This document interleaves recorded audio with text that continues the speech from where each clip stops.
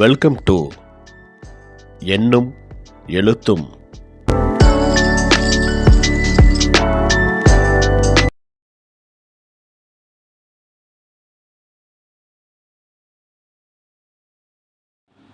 அனைவருக்கும் வணக்கம்.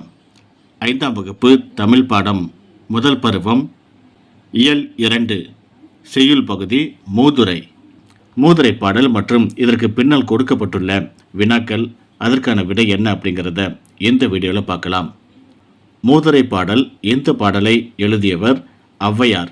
அடக்கம் உடையார் அறிவிலர் என்றெண்ணி கடக்க கருதவும் வேண்டா, மடைத்தலையில் ஓடுமீன் ஓட உருமீன் வருமளவும் வாடி இருக்குமாம் கொக்கு.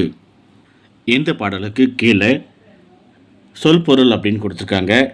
அடக்கம் என்றால் பணிவு, கடக்க வெல்ல, மடத்தலை நீர்ப்பாயும் வழி, அறிவிலர் அறிவு இல்லாதவர், கருதவும் நினைக்கவும், உருமீன் பெரிய மீன்.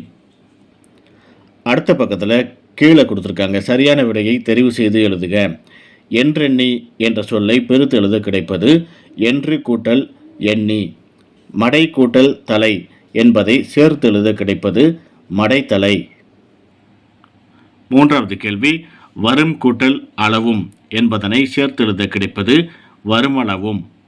4வது கேள்வி. அறிவிலர் என்பதன் எதிர்ச்சொல் அறிவுடையவர். 5வது கேள்வி. எண்ணுதல் இச்சொல்லிற்குரிய பொருள் நினைத்தல். இப்பாடலில் 2ஆம் எழுத்து ஒன்று போல் வரும் சொற்களை எடுத்து எழுதுக அப்படின்னு கேட்டிருக்காங்க. அடக்கம், கடக்க. மடைத்தலை இச்சொல்லிலிருந்து புதிய சொற்களை உருவாக்குக. மடை, தலை, தடை, மலை. பொறுத்துக.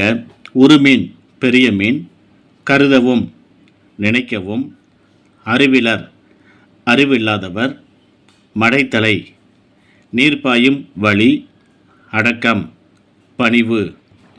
வினாக்களுக்கு விடையளிக்க. கொக்கு எதற்காக காத்திருக்கிறது?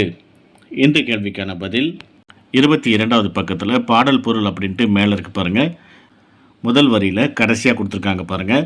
கொக்கானது தனக்கு இரையாகக்கூடிய பெரிய மீன்கள் வரும் வரை அசைவின்றி காத்திருக்கும். இதுதான் அந்த முதல் கேள்விக்கான பதில். 2வது கேள்வி.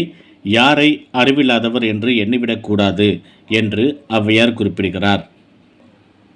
அதே பாடல் பொருளில் 3வது வரியை பாருங்கள். தமக்குரிய காலம் வரும் வரை சிலர் அடங்கி இருப்பார்கள், அவர்களை அறிவில்லாதவர் என்று எண்ண வேண்டாம்.